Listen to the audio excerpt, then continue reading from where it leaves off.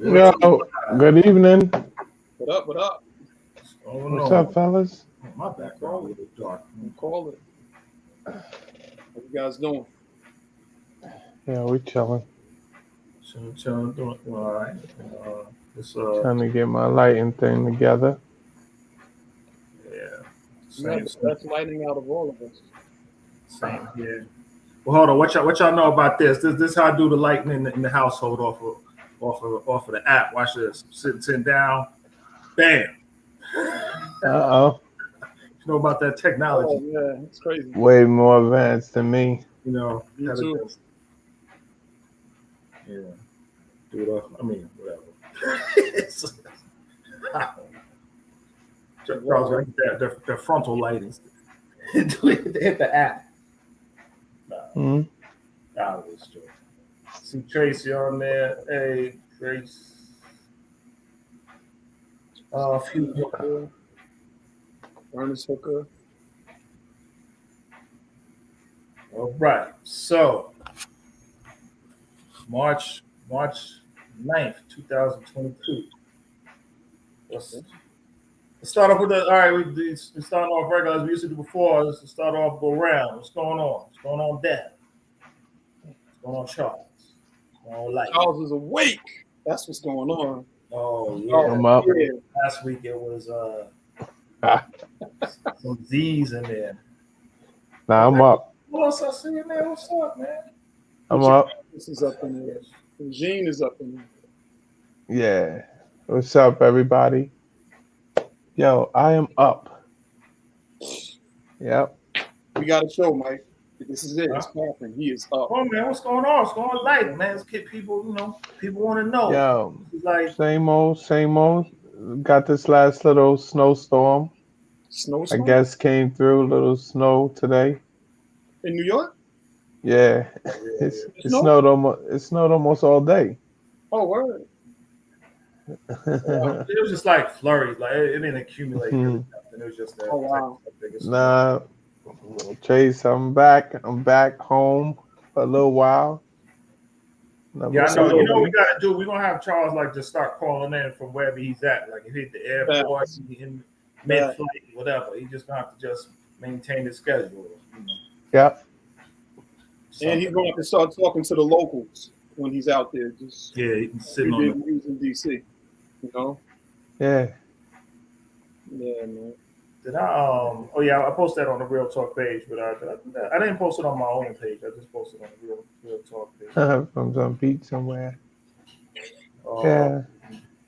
Man, so what's been going on? All right, so let's think. What's been going on? Because we're gonna freestyle some of this. And what's been going on? What's been bothering you? What's been on your mind? What's been All right, so I know one thing's been on my mind. It's just damn gas prices, man. That's like this is like what was the last incident where gas prices went up? I can't remember. I remember what it was. Whatever the hell it was last few years ago, man. It's like when you go to the gas station, you just feel like turning around and stuff, man. Or just Yeah, they had the police patrolling them. Where? Remember a couple of years ago, right? They had the police like patrolling the gas stations, like with the lines and stuff in and out oh the yeah, gas yeah, station. price and stuff will break it down and everything like Wow. that. Yeah, it's starting to get there a little bit because I go and buy a place. I went to like BJ's to get gas because they be having the gas be like cheaper than every other spot and stuff. So I was like, I'm not filling up and putting gas until I go there because it's just crazy. It's like everything being near that $5 mark. Like I see Tracy just posted. It's at $4.95 where she's at. They've been posting stuff out in Cali and stuff where it's like damn near 6, 7 and everything like that. Yeah, And it was I went to Sam's Club and it was $3.99, and I still ended up spending like $69. Yeah. put like 50 in the truck and it's like halfway full. Like, it's horrific. Yeah. I just spent like 75. I paid like Oh, Wait, Superstar 69, Sandy. That's what it was. 89. I'm sorry. Go ahead. That's what it was. Sandy. That's what Oh, when they was doing that with yeah. the I was trying to think of when the last issue that we had. No, but no. So you were saying something. Sorry. Go ahead. no, what I forgot though. But And how much you spent for your gas? yeah, oh yeah, I was saying I spent like 75, and from about a quarter of a tank, and I still spent like 75. Yeah. And the gas was like it was like 69. Yeah. It's about a Tesla. Yo, I think. Do I need a nap, JC? JC, I'm always in a perpetual state of needing. Yo, because that's the way you talking. You talking. Yo, truth be told, y'all. Yo, we was on the phone last. We was having a little pre-talk last night. So, all right. So I'll give the disclaimer. Charles tried to set it off, set the conversation off early, but everybody, me and Dad, we both running around, doing whatever we doing, like 8, 9 o'clock. And I was like, yo, I'm not gonna be able to speak till like 9:30, closer to 10 or whatever. So we call. No. So I'll put it on me a little bit because I don't know. Dev was still doing this thing, but I wasn't ready till like damn near 11 or something like that. And I was like, I know Charles' schedule. So it'll be 11 o'clock. So I called him up. He's like, yo, let me get Dev on the phone. Yo, and then, we talking. I'm just talking. We talking about whatever we do beforehand and stuff. And me and Dev were talking back and forth for a while. I'm like, wait a minute, I ain't heard Charles talking like 5-10 minutes. Like, it's like, said, Charles, you there? It's silence. Then he said something like 10 seconds later. He's like, yeah, I was listening. Like, I don't know what the, he's like, delayed response was like. So yeah, his perpetual state of need for sleep is like. But it's real. But I was able to tell you what you said though, right? Yeah, you quoted it. That's like you was like rewinding in your brain. Yeah, but I was able to tell you what you said. Yo. Oh boy, I tell you, man. It's crazy. Life. Yo, as long as you ain't doing it while you driving, man, you good, man. Nah, yeah. But I ain't been doing too much of nothing, man. Everything is same. You're talking about the Knicks. Knicks, who Knicks play tonight? Dallas, right? That's somebody. That ain't gonna be a good look. I hit my basketball. I haven't been betting on my basketball in a while, man, because when I had went out to Cali and all that, they don't have it. They don't have like the legalized gambling in the All-Star break and everything. So I'd actually not been betting in a while, but bet yesterday, man. I won yesterday. You ain't saying nothing about that, right? So let me intro that in so you can talk about it. So Paul, I'm a Knicks fan, Paul. I'm just saying, but I wouldn't put my money on it. Right, so Charles actually mentioned so in New York and New Jersey they started that online betting stuff like that. Not online, sorry. Online betting and betting via smartphone and everything like that, which I think is. Let me give you my opinion about that too, because I have a little opinion about that. Yo, to me, I don't like it. And I'm gonna tell you why. Right? I don't like it for so reason. I was driving in Yonkers one time, right? And so they got what the hell's a casino? What's the name of the casino? Yonkers Yonkers Raceway. I think, Empire City Raceway. So I wasn't there, but I was further down somewhere in the Bronx, like maybe about 5 miles, like right on the border of Bronx and Mount Vernon, right? And what I seen was, they sent out these little vans and stuff like through the hood, like to try to like scrape up everybody who were willing to bet their last little dollar. Like, they just, if you don't have the money to get there, you ain't got a car, they're gonna shuttle you straight to the casino to bet your last dollar, man. And when I saw it, I was like, and I seen it like repeatedly in certain areas. I was like, the hell are they selling these vans, do like the minority areas and stuff to scrape everybody up there. I'm going to the casino betting. I was like, I don't like that, man. And I don't know. It just so it's good. So it's good when you can do it. If you're just betting for leisure and stuff like that. But there's so many people who like betting to like, I'm gonna win big. Like I'm gonna do this to come up kind of thing. And, I don't know, man. That's just taking advantage of serious stuff, man. I don't know. That's my opinion. Otherwise, you can have fun doing it. But yeah, I mean, you gotta keep it in perspective. Yeah, but they feed into the people who like, it's like I don't know if you even do like lotto and everything like that. That's not something I never really mess with. I'll do it like once in a blue moon if somebody's doing like a group bet. But it's like, it bothers me. You're like, it's when you do it, like you spend so much on lotto and other stuff. Like those people who do that, where like, if you actually put the money away, like you probably be good. You know what I'm saying? Or you have a good savings kind of thing. Like, so I don't know. But tell your story about your winnings, though. Not to bring it down. No, I didn't have not a lot of. I won yesterday. I definitely won yesterday, but that's about it, though. That was my first time betting in a while. But you said you got the strategy going, though. You got the better strategy. Yeah. Got a little something, man. Give it out online so everybody else could be winning. So it ain't. I mean, I ain't the professional. I ain't the guru sports picker. I don't want to get nobody involved in in that gambling. That joint could be addictive, man. Do y'all go with set pockets when y'all go to gamble? As far as how much you like, this is all I'm gonna lose. This is it. Yeah. This is it.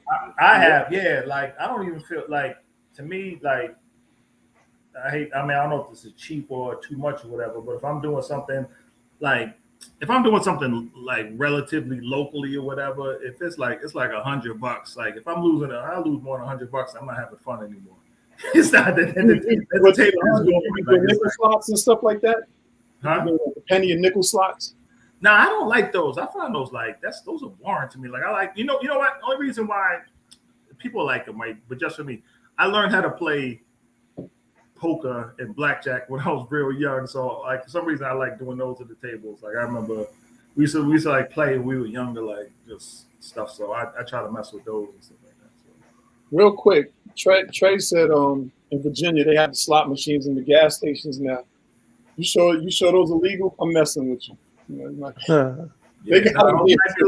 be a little ones off to the side, like those people sitting over there just, I didn't know if those are actually legal. I know sometimes they keep cracking down on them. Yeah, that gambling stuff could definitely get addictive. Yes. When I go, I have a set pocket. Period. Yeah. Because I already know, like, when I was younger, dice and cards and stuff like that, you could pretty much lose everything. So I sort of learned early that, I'm one of those people that has to have a set pocket because, chances are, let a lot more go than I would be proud enough to admit, Yeah. I'm criticizing the gambling stuff, right? But there's some people who say like stocks and stuff are the same, right? They think about it the same way, right? So I definitely mess with stocks and stuff for a long time. What's your opinion? It's the same as gambling. Would you put it in the same category or completely different? For me, it's different, but the same. Yeah. It's different because of the amount of time. If you smart with your stocks, time. You're going to sort of stretch things out. But with that, the rush that you get if you're sitting at a table in a casino, everything's live, the sounds, everybody's around you, or if you're doing the slots, that's an instant gratification. You might win a little bit, next thing you know, you throw it all back in. You sit there like, dang, I should have left when I was up, Well, the same things happen though, because I mess with like day trading and stuff like every once in a while, like, just doing that stuff, and you get, you get caught up in it too, and you can lose. because it's not necessarily considered gambling. Like you definitely, like, you'll put more up and do something, but won't think about it the same way. So like right now, everybody's hurting with stock. Well, not necessarily hurting, right? Because the rule of thumb with stocks is you never lose until you sell, right? So even now with the market down and everything, there's some people who see that get nervous and sell it off, kind of thing. But you never really lost your money until you sell it. But yeah, I mean, for most people it's down, and for a lot of people, some people it's the same. So what's that comment there? I have a set pocket, 10%. If I'm going to a casino, to the resort, and I like to eat and shop, can't mess up that money. Mm-hmm. For everybody else, that translates to don't mess up your mortgage, your rent. Don't mess up the money. I did have a question for y'all though. Oh boy, did I freeze? Okay, thought I froze for a second. Do either one of y'all watch Netflix? Watch any series on Netflix? I'm asking for a reason because it's something that I saw that I wanted to ask y'all about. I watched like the first 2 episodes of that Kanye Alone. Yeah, I watched that as well. So I think there's a third one. I didn't see that one, but the Kanye documentary is pretty. You watch what? I'm sorry, guys. My joint is acting crazy. You watch what? Charles said the Kanye documentary, and I was saying I saw it too. I think it's a 3-part series, and I ate it all. Somebody got the feedback. Yo. So it's a 3-part series. Kanye. If nobody saw it, Charles stepped away, but let me explain from what I took from that. So I saw it too, but you did see it. All right. So the documentary is dope, right? Because it would begin when Kanye was still living at his mom's house, and this is like early 2000s or something like that. 2000s, and there was one of his boys. Like at the time, he already had a buzz. He wasn't really he wasn't really out there like that, but he had a buzz in Chicago and stuff. And so one of his boys, like, definitely they saw the talent in him. It was like they just knew. They said, "Yo, he is gonna be like that dude." And so he decided early on. He's like, "Yo, I'm gonna do a documentary about you." And what I found about the documentary, I think like everybody should watch. It's not even if you don't like Kanye, even if you don't like Kanye, or if you're not, if you don't like his music or none of that stuff. Like what I got out of the documentary was the motivation to do or win or achieve something, regardless of what obstacle comes in front of your way or anyone that comes in front of your way. And Kanye had that from when he was like a teenager, whatever. He was dead set. Like he was talking when he was younger. He was saying, he's like, "Yo, I'm already practicing my Grammy speech." I'll say, "Costas, what's up, Kassim?" And he had that from younger, and so it was so dope just to see him navigate through all the obstacles, even when he hit and became part of Rock Nation and everything. Like they were trying to Rockefeller, they had put him on, but they still weren't trying to push him, in the direction that he wanted to go. And he just, they document how he navigated even around them, Dame Dash and everybody else. They would just kind of put him on the shelf, but he navigated that whole process. He was like, "I'm gonna get to where I want to get to regardless." And that's the same thing you heard him talking through when he was discussing the thing with Sway. Like even when he wanted to get into the shoe business and the clothes business, he's like, "Yo, people in my way." He's like, "Yo," that whole famous thing he said, he's like, "Yo, you don't have the answers," because he was just trying to navigate his way around, and then he found out how to do that. So, I mean, it's that whole process, which I think was dope, man. No, what was y'all's take on that? Hold on, Charles. That's my fault. I did that. You back? Yeah. That's Did y'all I was actually take on that? yeah, I was surprised by it too. Like I was more intrigued than I thought I was gonna be. I'm saying that. Definitely. But how so?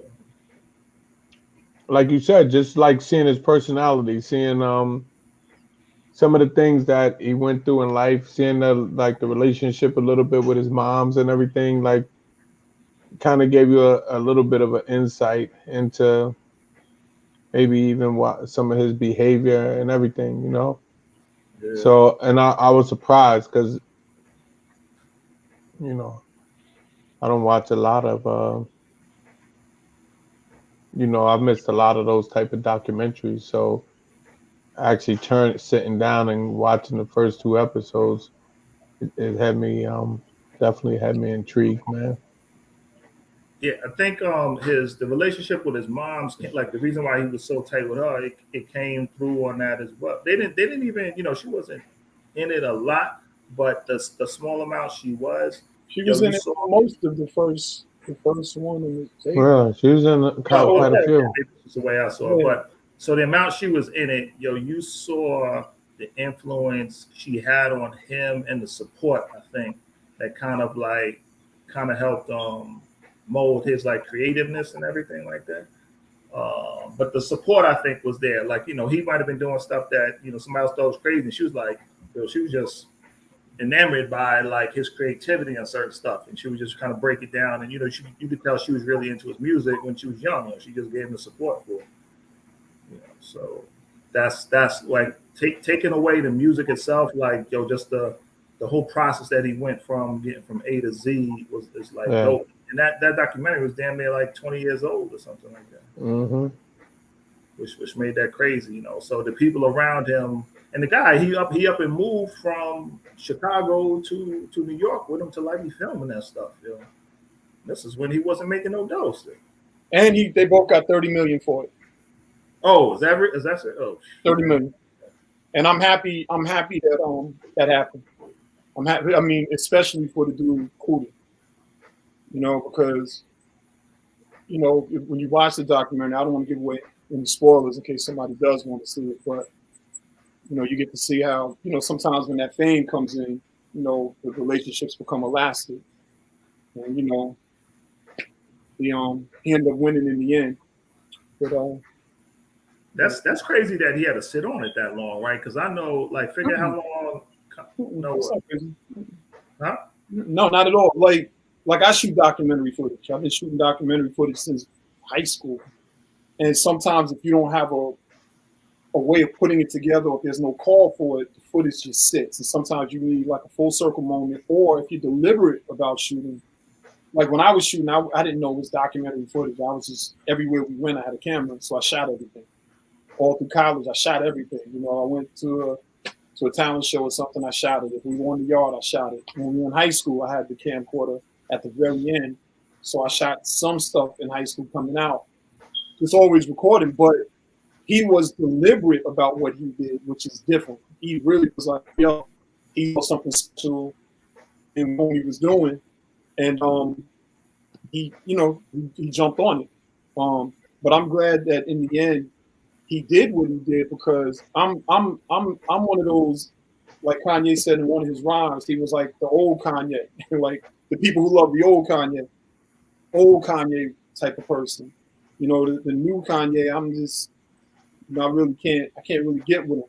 You know what I'm saying? And you know, I'm trying, but I have a hard time. I have a hard time separating what people do from their craft. You know what I mean? So like when R. Kelly did what he did, everybody was like, oh, he's a genius and everything else. I'm like, yeah, he's a molester. And I can't, for me, I'm good. You know what I'm saying? So I don't want to hear his music no more. And people are like, oh, you would really separate it like that? And I'm like, yeah, I don't want to hear his music no more. You know what I mean? But you know, I'm not knocking nobody else. But as far as what's happening with Kanye right now, you know, we talked briefly about the STEM players and everything else. But Tracy was saying, what's this thing about him not getting nominated for the Billboard Awards? I think because of how he recorded his music, STEM only thing. That's exactly. Wait. Checking them eyes. I'm sorry. I'm just checking the eyes. I don't know. Go ahead. Oh no, I'm up. Oh, Charles. Yeah. Yeah. Tracy, to your point, yeah, it is because of the STEM only thing. And I think it ties back to when artists like 10 years ago, what they would do is they would sell a T-shirt with their CD. And it was one of those things where it's sort of like, was it the merchandise that was selling or was it the music that was selling? So they have laws or rules, excuse me, as far as that goes, where you can't do it that way. You know what I mean? So he won in some ways because I think he made like $8 million right off the gate from the units that he did sell, even though the units that he sold was not a lot. He didn't sell a lot.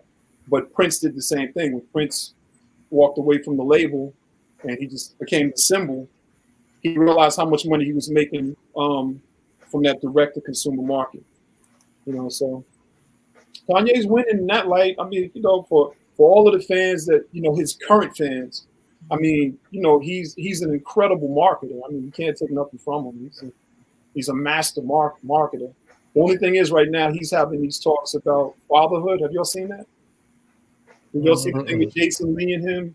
One of the brothers sent me a clip when him and Jason Lee was talking, and they had this like round table and it almost looked like some type of like Knights of the Templar type stuff. And, you know, it was real dark and gloomy, but some of the things they were talking about was real. It was real deal stuff. I mean, it was almost like having our show when we're talking about something that affects people, but it was a lot of cultural influences. So I see where he's going with it. The only thing is, I think the timing of it is just where I'm sort of on that fence. You know, before I'm going to be like, yeah, I'm rocking with you. I want to see a little bit more because this man has not done anything that didn't have a consumer value, and that's just my take on it. You know, so yeah. But I did want to say something else before you go. Check out Vikings of Valhalla. That's what I was going to tell you about Netflix. So we can come back to that. What were you going to say, Mike? You said Kanye hasn't done anything that doesn't have a consumer value on it. Like that's what you saying that because you're saying he loses some of your respect from his approach to just dealing with things or something, or what's am I getting you right? I didn't say about losing some of my respect. No. I mean, I'm filling in. I'm trying to like. I don't know if I'm. Am I? Yeah, I'm saying You know, he's now talking about what he's going through with his children, and so a lot of what he's talking about now is almost like getting the support of the people because he's in this battle right now with his ex-wife, you know, and his thing is like, yo, I can't see my children. And now he's talking about issues that Black fathers go through. But, you know, I don't know, man, like everything he's ever done is always attached to something else for me, for my assessment. And I'm not saying that he's not a genuine person. I mean, I think he has some serious things he has to work on, but he also right now was about to sell some records on a stem phone. So I don't know.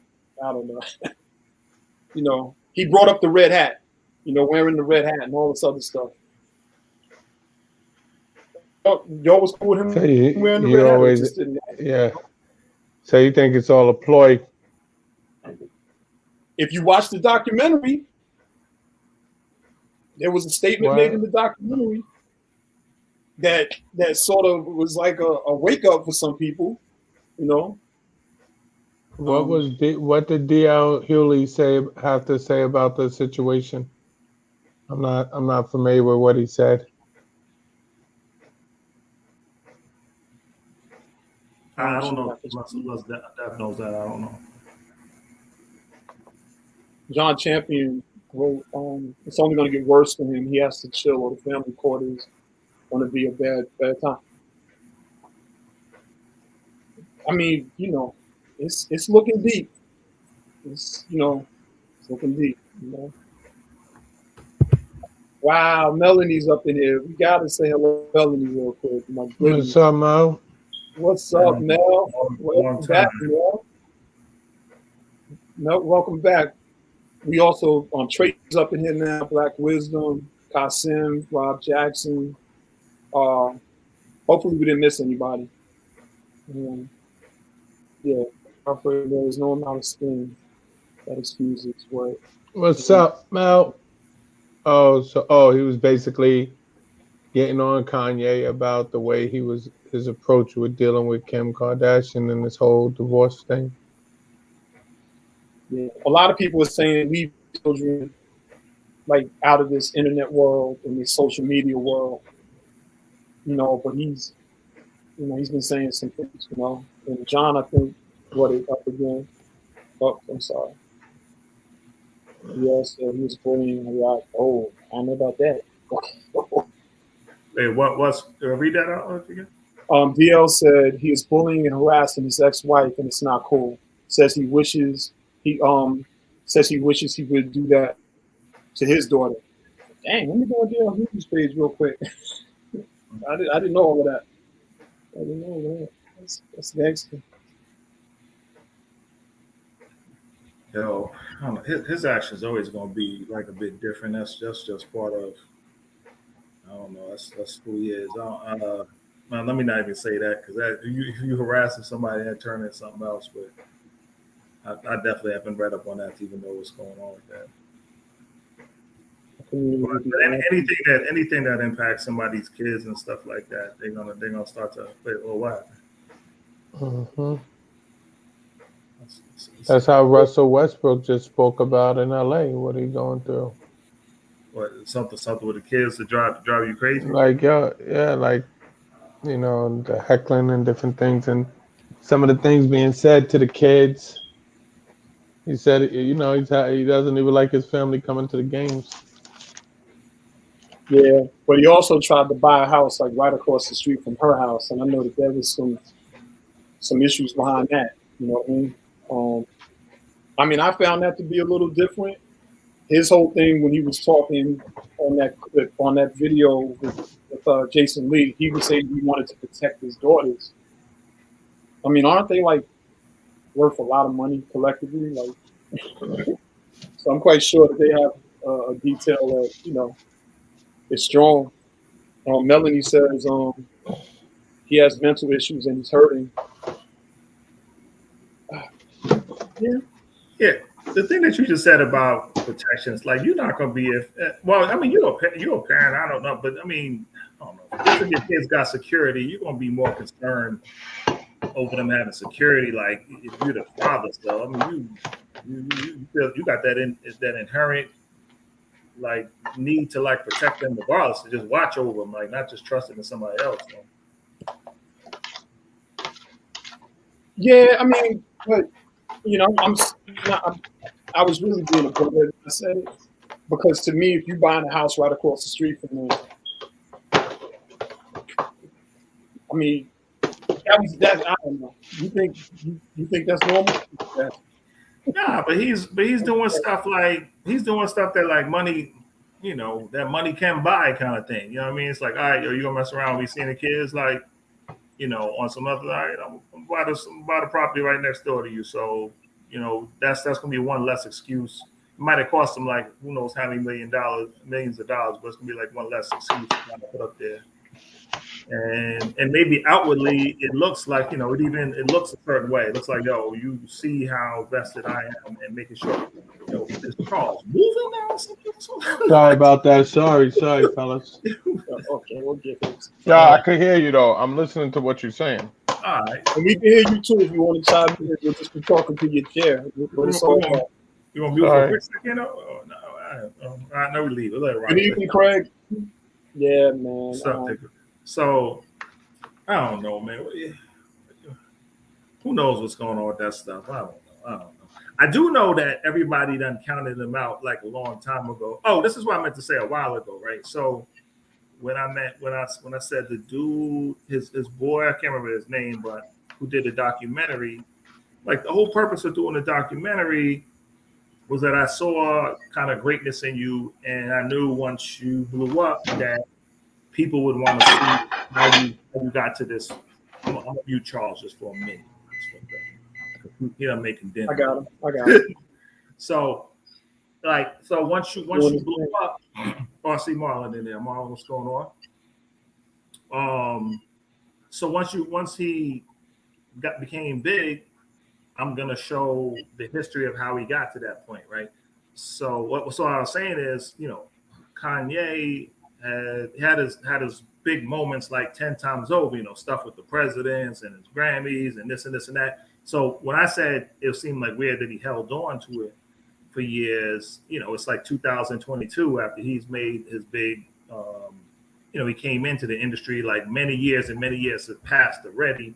And then at some point now that I guess a lot of things got to come together for you to get like a documentary out or the whole Netflix special, whatever. So that's all I was saying is that it seemed like a lot of time had passed before this guy even, released it or found a pathway to release it or something like that, which whatever that means. But well, I mean, the last two comments, Tempest said after his last video release, people should really be taking a real look at his actions. And somebody else had asked me if I had saw some video we did, and then John just said this. So I guess this is what they were talking about. That and making videos with you burying your ex's new man, they're going to use all that in court. Like I just want to say this, and I hope I don't offend anybody. But if you get offended, I'm sorry. But I'm going to say it like this. I think some people weaponize mental health, and I'm on the fence as far as Kanye West. And the reason I'm saying that is because I'm not saying he doesn't have mental issues. Charles is doing a cooking show. Yeah. I was trying to hold back laughing, Dad, when you trying to get a serious topic and stuff. Yo, trying to be respectful. Oh, what are you doing? That's my cousin. That's Big Cuz Paul. Yo, he's about there pulling together pots and pans and moving like he is. But going back to the point that I was making about, this is how I look at it. There was a dude that lived in New Rochelle many years ago, and I'm not going to say his name because everybody from New Rochelle know who I'm talking about. But if you're familiar with what I'm about to say, you'll know who I'm talking about. And everybody was like, yo, he's crazy, and he fights cops, and he does all of this. And one day, one of the old jacks, this was back in the 80s, said, y'all think he's crazy. He's not technically crazy. They said, is our guest here, by the way?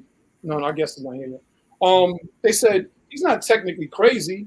He does this every year. It gets a little cold, so he can go to jail and be warm for the winter. I was like, what? Mm-hmm. It was like, yo, he basically, he doesn't have a place to live like that. And I was like, really? Now, I don't know how true that was, but I'll say this. There was a question as if he was as crazy as people thought. Now, I knew him, and if you talk to him, he might bug you out because he knew more than most people. So with going back to my point about Kanye, I think Kanye is a very intelligent individual, but when I watch how his actions are always right before he's about to release something or do something financial, it makes me sort of look at him a little bit like, come on. Now, I would never talk about someone's pain because it's obvious, especially if you watch the documentary. I mean, him and his moms were super tight. And I will agree that there was some changes once his mother passed away. But the same things that happened after his mother passed away were already happening in smaller formats, I guess, before his mother passed away. But it's just ironic to me that it just seems like it all aligns with a product or something he's trying to push. So some people do weaponize mental health. And I'm telling you all this, I don't want to get into the whole, breakdown of it, but some people do it. And I'm just sort of on the fence right now as far as how much help he needs, which I don't know. I'm not a doctor or anything like that, versus when I just see that he seems to be doing all right for himself in other ways, so I don't know. Some of his rants and stuff just seem to be tied to making some money.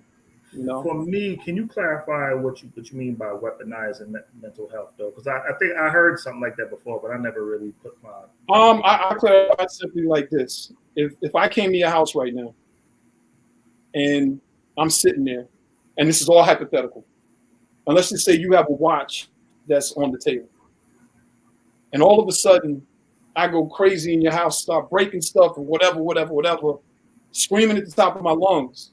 And you're like, yo, you throw me out your house. But once I'm out your house, you realize, well, dang, my watch is missing. So did I have an episode, or did I do what I did to get to the watch? And I just think that sometimes when people, I've worked with people with mental issues for a very long time. That's what I did after college. That's what my job was, working Wake County Human Services, and then I worked in group homes and I worked in all these different things. The timing of the way Kanye does things sometimes, it's not that I don't think he has issues. I do think he has issues, but I think he's a lot more brilliant, and possibly some of it is just not what we see. And if I'm wrong, don't blame me. It's just my thoughts. I'm just thinking out loud. But is that a decent enough initiative for you to sort of understand, like just weaponizing? Yeah, I got what you're saying. I think he probably does a fair amount of this. Like I probably would just categorize that more so like in conversation with somebody who's just a manipulator or something like that, or do something like that. One thing that's not change the topics, but kind of it's not even a segue, but it's attached to the same thing. One thing I do realize, right, and this is something I realize even as I get older, it's not even specific on mental health. It's dealing with people out, because I was just talking about this past week.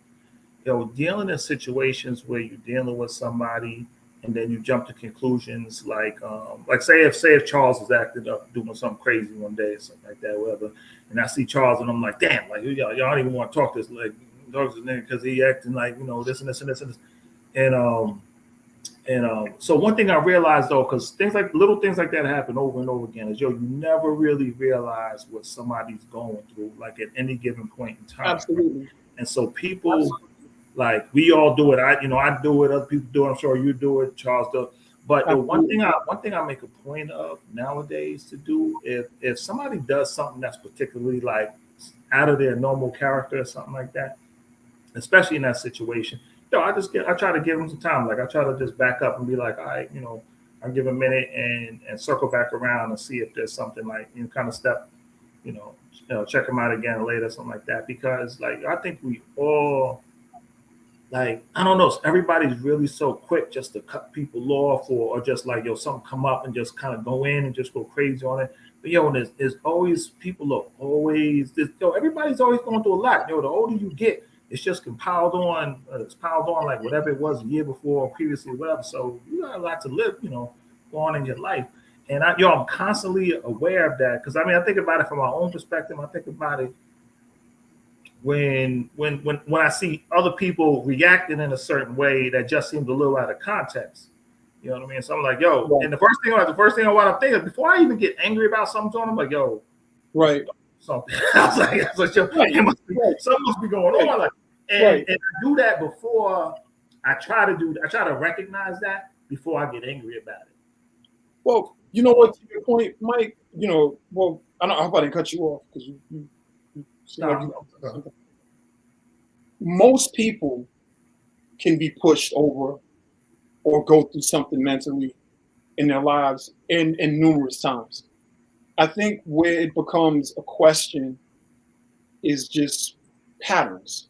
That's all it boils down to. You know what I mean? And you'd be surprised.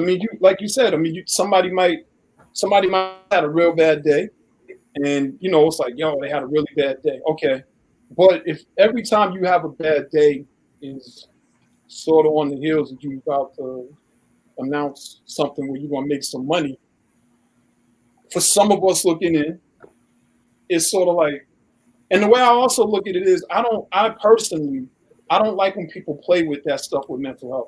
I think mental health is a serious issue in this country.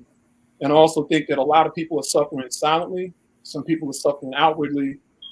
And I just don't think you play with that. And I'm not saying that he is, and I want to say that because I don't want people to start going, Devin's saying Kanye's not crazy. Or, pardon me, are we allowed to say crazy anymore? Everything's so politically whatever, you can't say things like that. But I'm just I'm on the fence as far as some of his actions. That's all, and the timing of some of his actions. So yeah. John wrote, I worry because he doesn't seem to have any good people around him, anyone to keep him from making bad decisions in public. Seems like there's too many yes men around. Yeah. What? Yeah. No, I mean, you know, I think he's gonna be who he is, like regardless. Like there's a part of him that does things that's out of step what most people would do, and then the stuff that puts them over the top. I mean, but my thing that I was pointing is like what you run across with, what most of us run across with on an everyday basis when somebody's acting a certain way, and we're quick to like brush them aside or something like that. You know, what I am okay with is when somebody's acting up, and then you think about it, be like, yo, that's their character. That's what they're supposed to do. That's who I know them to be. They who said that? Oh, DMX. He says, yo, he says, when somebody shows you who they are, like believe them, kind of thing. And that's a different category for me. Like when somebody shows their normal self, then yeah. But I think it's very frequently like people are quick to judge people who are going through things like at particular times. And then that just causes like issues. What do you think, Lee, that you're coming back in? Like, have you run across that?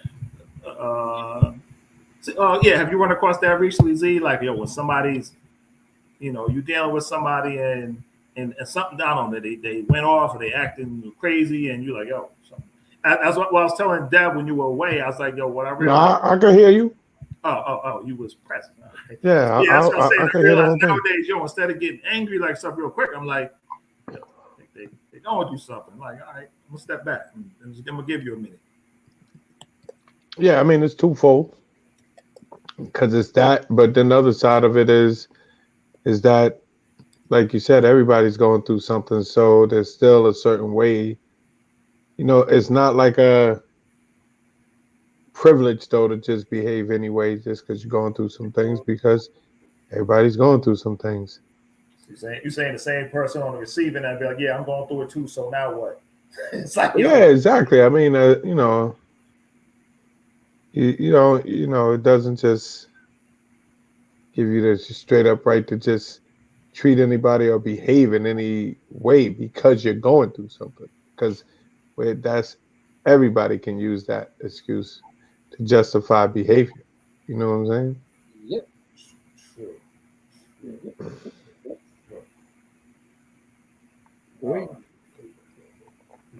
That's what it is when you older. Yeah, like when you older, man.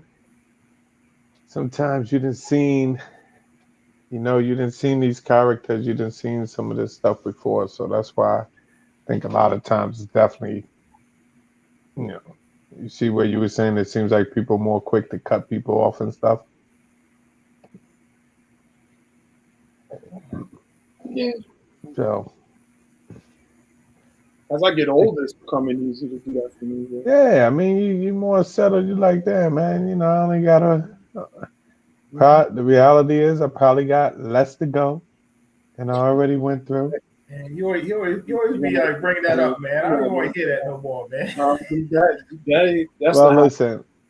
Yeah, I mean, let that be the reality without us focusing on it, man. Just let it be.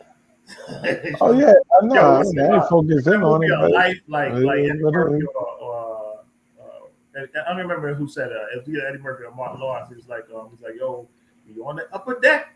He said like we on the upper deck. You know what I'm saying? Yeah. But yo, no. That's what pushes you to make sure you're enjoying every moment of it, kid. Because of the acceptance of that reality. Yo, that's not how I look at it. Okay, yeah. I mean, not for me. I hear you though, but you're not speaking for me, bro. That's not. So he ain't speaking for you. Not for me. No, not with this one. No, I get where he's coming from because a lot of people really legitimately think like that. But I don't know, man. I mean, I just know that every day is a blessing for me. That's right. And so, Definitely. wow, I got another chance today. Wow, let me try to do something right and pray when I rest. I'm gonna wake up again to do it again. It's just, I don't want to think like, oh, I'm 50 now. Let me tell you something. 25 more moves, man. It's, got to do this by 25 more. I don't want to be that guy. You know what I mean? Yeah. Some people be like my bucket list. I was like, I don't got no bucket list. I don't want to have no. Yeah, I don't got a bucket list either. I got a list, and I'll add to it and maybe take away, and hopefully, if it's the will of the Most High, I'll be able to get through most of it. So everything, but I see. Tracy made a comment saying, "I don't think any of you have ever seen her raise her voice." And then she made some other comments saying something happened one time where she went off. Yeah, I don't think I've ever seen Tracy like get all crazy or something. But Tracy's so cool. Like Tracy's like when I was a little kid, Tracy was the same way. She was just cool, just very nice and just cool. Yeah. So I've never, but that, in my opinion, Trey, just because you're cool like that, it doesn't mean that what's boiling on the inside isn't loud like that. You know what I mean? And so, Sure. What you said? No, I didn't say nothing. Go ahead. Say what you're saying. Huh? My mind jumped ahead for a second. Oh, wow. Okay. Wait, what happened? I'm asking you. Oh, no, I was thinking, I said, what? I was trying to think of if we could ask ourselves, like JC was saying you never seen her raise her voice, right? So I was thinking, you ain't got to get to details, but I was trying to think of like what was you reacting? So think of an experience that would just tick you off, like, yo, when you flew off the handle the most, like, and I don't know. I'm trying to see how we can describe this without going on to detail, because everybody may not want to tell their biz, but it's either had to be, was it some random person, family or friend that put you over the top, and what was your reaction? Charles. Hold on 1 second. Hold on. I put you on the spot first before that, man.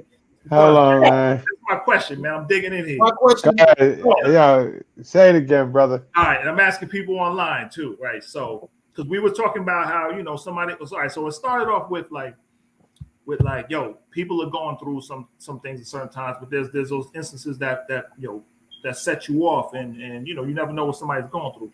So I was thinking of think of an instance in your life that's something that, it don't have to be the worst one, but a situation that was bad that set you off, like it just like I can think of one right now with me, but if I'm going last, but it just brought you out of character, like it just had you steaming. So now first, was it family, friend, and you can pick whatever one you want. I ain't gonna dig into the personal details. Family, friend, or some random person. Could have been somebody cutting you off in the car. And then and what was your reaction? What if you could explain? I don't know. I'm just fishing here. But no, it's a good question. And you all right. And so, if it those online, maybe put the topic out. You can put it out. Put out what the situation was. So. Let's put it out there. I'm gonna write it up. Who ticked you? What or who has ticked you completely? Ticked you off ain't strong enough, man. It says like Oh, I'm gonna make the question so they know it. That made you like. I think I got it. Money. Yeah. Somebody said money. You think of yours, Z? I'm trying to think of a situation that you saying where you just lost it. Yeah, I mean, matter of fact, what or who that? Let's you have to blow up a building or nothing like that, but I mean, yeah. I know that okay. Everybody, if I'm unhappy, everybody's going like. Shit. Okay, I got it. Situation. Charles look like he in some deep solitude thought, man. Like you're doing like man, you don't know meditation on that brother right there, and other people online. They might be like, "Oh, my fourth grade teacher took my ice cream in kindergarten." They go, I don't know. You got one, Dad, or I don't know, Charles. Oh, yeah, I don't know. I got one. You got. that yeah, All go right, so ahead. first Dad off, could do you go think it's, first. huh? Dad could go first. I'll give you two real quick. I'm gonna make it 30 seconds. I'm not gonna hold you up on it. When I was in high school and I did all that work, and I was taking 2 years of school in 1 year. I was going to school 8 o'clock in the morning, 10 o'clock at night. And the drafting teacher said I did not hand in the assignments. I still to this day draw. I still paint and everything. I had handed in all the assignments and she graded them. And because of her one, I failed math and her class, and they would not let me play basketball in my 11th grade year. I snapped. You did. Oh, you did say that before. Nah. Hey, I see Kathy on there as well. I snapped to the point where, I mean, I threatened everybody in there, like all of the everybody, the security. It was like, just call the cops, because I'm telling you all I did the work, and now you're telling me I've been going to school this whole semester, coming in at 7:45 and leaving at 10 o'clock at night, so I can play ball, and you telling me now? I snapped. So that was the first one, and then the other one, I don't know if I want to talk about that one. Yeah, what's up, Charles? What you snap on? Wait. I'll give it a quick one because I just Kathy online just made me think about one person. So she actually put up. Well, this made me think of something else. I'll give a quick short one. She mentioned someone messing with the kids at times, lost her mind, screaming and rage. With me, I know it could be like family, right? So it's family, good and bad, right? So I think some of my angriest things, some of them has been with family, right? So one has been with like something was going on with a family member like out of state, and it was like a female, and there was like a problem like involving somebody else, and so I enraged quick, like I was ready to jump in the car, like I was jumping in the car like to go like out of state and just handle it somehow, like or whatever, and that's like the immediate response. And one thing females definitely have to be aware of is like, when you have like males in the family, you got to be careful about how you pass information on to them, especially in relationships and things like that, because you're always gonna like react first and then kind of think secondly or something like that. And that's the same way even that Kathy mentioned. If it's something with your kids, you're gonna react first and kind of think secondary. And that was my thing. So I went from like 1 to 100 really quick. Oh, Tracy said not me. yeah. It was definitely that was me. And then the second situation was similar. So it was getting angry at family, like to the pot, like the point of like smashing something, like bottle up against a, like I was out of character. I was like just outside and like smashing something, just angry. And yeah, that's out of my regular character. But those are my quick ones. I just made me think of just two quick ones. Charles, it's on you. Not you. Yeah, not me. Mine is, I think the most angry, but I think it was because I was afraid. Was interesting. Yeah, with my daughter, and so she had got in trouble, and she was in the car. Go ahead. She had got in trouble. She was already gonna be in trouble, and she got in the car with me, and I had to stop in Pelham and run into this office thing. And when I came back downstairs, she was gone. Oh. And I was like, where's my daughter? And I was looking up and down the street. I couldn't find her. So I'm like, I know she ain't run off. I'm telling you, I like started thinking like, was she kidnapped? Like, did somebody's not? I started thinking to myself like everything, like, wow, how fast it could happen. Right. And then what else was crazy is you don't even want to call for help because it's like you almost like, I know I ain't just lose my kid.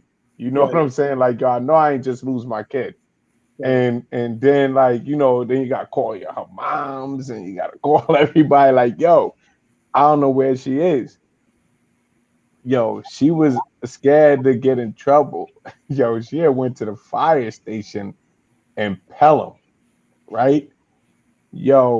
So the fear was that I couldn't find her, what had happened to her, and that turned to anger because you made me so afraid when I finally caught her.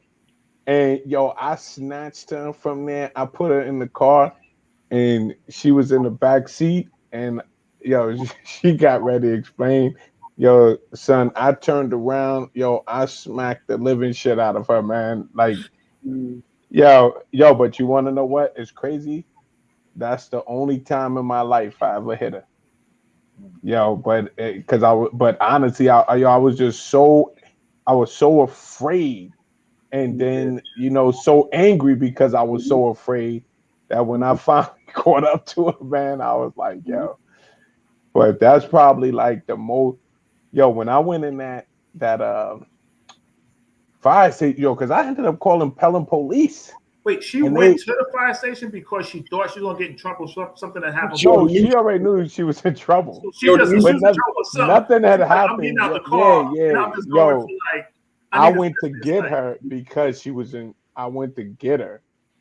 That's why she was in the car, because I went to pick her up. So nothing had happened yet. oh, but it It was was gonna just, happen anyway. yeah, like, all right, yo, when we get home, She was gonna get on So punishment. She wasn't getting no exactly. But I had to stop before I went home, and I ran up in the building in Pelham, and I left in the car. And then, yo, I was stopping people on the street, like asking them, like literally, like, yo, did you see a young girl and this and that, man? Because I thought yeah, I didn't know what had happened, man. And you know what I'm saying? Like, so during those moments, the fear that something could had potentially happened to her was real. Yeah, You know what I'm saying? yeah, yeah. Yo, I wasn't Yo, expecting. it's just like, oh, hold on. Yo, let me tell you something real quick. Yo, it's like a story my homeboy told me, and I don't know if I told you all this before. I think I might have. You know where the WVOX radio station is down there by City Hall, right? I mean, not by City Hall, by City Park. Yeah. Yeah. So my man lived like across the street from over there. This kid I used to work with, and he said, yo, he came home one day and he was so drunk, driving drunk, that he couldn't find his house, even though he lived right across from it. So he parked in their parking garage, fell asleep, but left the car running. He said, yo, when he woke up and everything, and he saw the wall in front of him, he said, yo, he screamed and started slamming on the brakes because he thought he was getting ready to run head into the wall before he realized the car wasn't moving. But, so it only takes a few seconds, but he was like, yo, in that amount of time, kid, he was like, yo, it was real to him. You know what I'm saying? It was almost like it was happening outside, you know what I mean? And he was like, and I said, yo, that's the closest to probably seeing how you would have reacted in that situation, because for that first moments before the brain put it together, like, yo, your total response was 100% real. Like, you woke up and thought, like, oh shit, I'm getting ready to crash into a wall. You know what I'm saying? It's crazy. Yeah, Yeah. that is crazy. I'm telling Yo, that situation. I definitely wasn't expecting that situation. That was different. I guess there was some other people that could relate to that, like the situation with your daughter missing and stuff like that. But that was interesting. That was interesting. you, well, yeah, but I always tell her that. I say, yeah, that's the only time I knock the shit Oh, you are out. crazy, man. You look like that came up recently. What she said, she probably still wait like laying waiting to get you back one day or something like that. Get you in your sleep or something like that. Like whack, like wake up. You don't even know what hit you. Like I don't know. But let's look at some of these comments that popped Can you up. read what Steve wrote? Let me see here. Damn. Mine is a few. My Oh, go ahead. grandfather died. Was all my son good.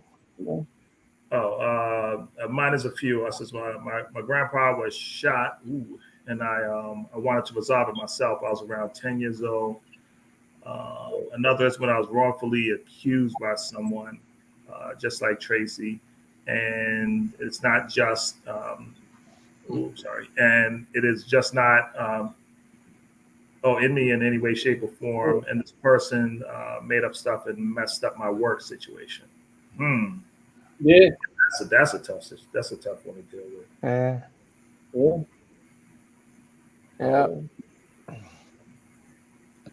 The one with those are both some like crazy ones to deal with.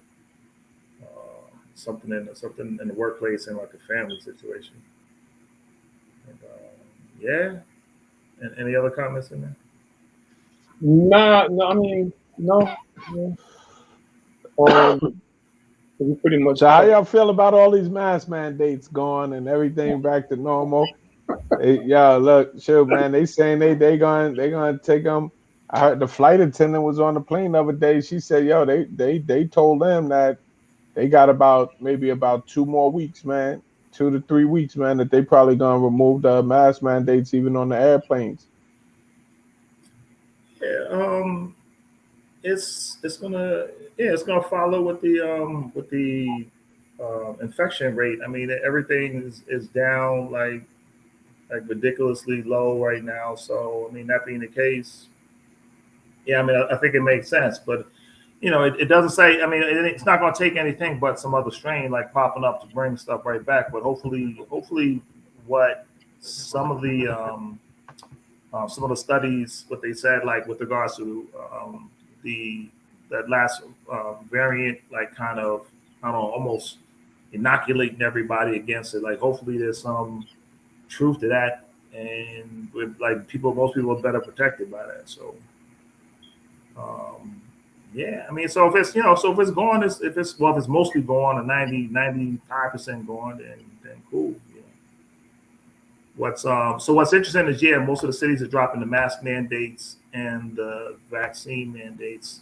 Some companies are holding on to the vaccine mandates if you're coming to like work with new companies, which is I don't know if I was having a conversation with somebody. I don't even know if that's legal or not to do if the states have dropped the mandate itself, and like say if you're going to work for a company, they say okay, now you still need to be vaccinated, right? Because that's I don't know if it's not a mandate. No, if it's no longer a mandate for the state, well then that's kind of digging into your medical information, right? I would think, so I don't know. That's what they've been doing.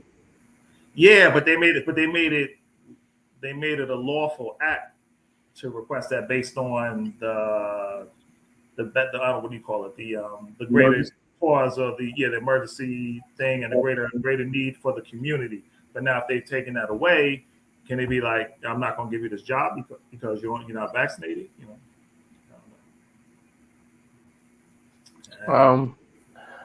You would have to get into the different labor laws with the private sector and stuff like that. I don't know. I mean, I think what have you seen? Have you seen where you think you're seeing more people in this short period of time without the mask or with the mask? Without. Recently, without. Definitely without. Definitely. Yeah. No. Yeah. When I was just away, man, nobody was wearing the mask too much over there, even though they still got certain mask requirements. Definitely in the airport, but coming back to America, you gotta have a rapid, regardless of vaccination status. You gotta have, if you take a rapid antigen, the rapid test, you got to do it within 1 day of your flight. So, I mean, I guess, right? You're like, well, damn, at least yesterday everybody was negative. You know what I'm saying? Like, yeah, that's about the only, consolation prize is that at least yesterday everybody was negative. But I don't know about today. You know what I mean? I looked at the I'm like a stats person, right? So I looked at stats and they show New York City only had a total of like 4. Well, it goes day by day, right? But like the other day, like the 6th, I want to say the 6th or the 7th, showed like 400 and something people that came up positive on COVID tests, like in the entire city, right? So now that's for like one day, right? So if you figure those this is how I do like the math like this. If you figure let's round it to like 500. So if you figure like 500 people been averaging coming up with COVID in a day, and it lasts like a week or two. Let's figure that out, Z. Maybe you do the math for me. So if it lasts a week or two, and in 7 days you'd have 3,500. people So you still, have 7,000. still active, yeah, 3,500, and then what I said, seven. How many? In 2 weeks, so you have 7,000. 7,000, like wandering around the city, with COVID. So, and that's out of whatever. I mean, if you still say there's like 8 million plus people, that's extreme. Your chances run across somebody is going to be real low. And in the other parts of New York, it was under 200. So it's low. That's as low as it's going to get until it's just absolutely like zero. So Yeah. Somebody at my job actually just caught COVID the other day, and I was surprised. I was like, damn, hadn't heard of nobody catching COVID in like 2 months now. Yeah, that's well, damn. I don't know. Yeah, but I mean, yeah, you figure like it is. I mean, obviously, like I said, I know somebody that just got caught COVID within the last 48 hours, but I mean, I don't think people no longer have a fear. Definitely not of not just COVID, but about like even being around people without masks. I don't think. I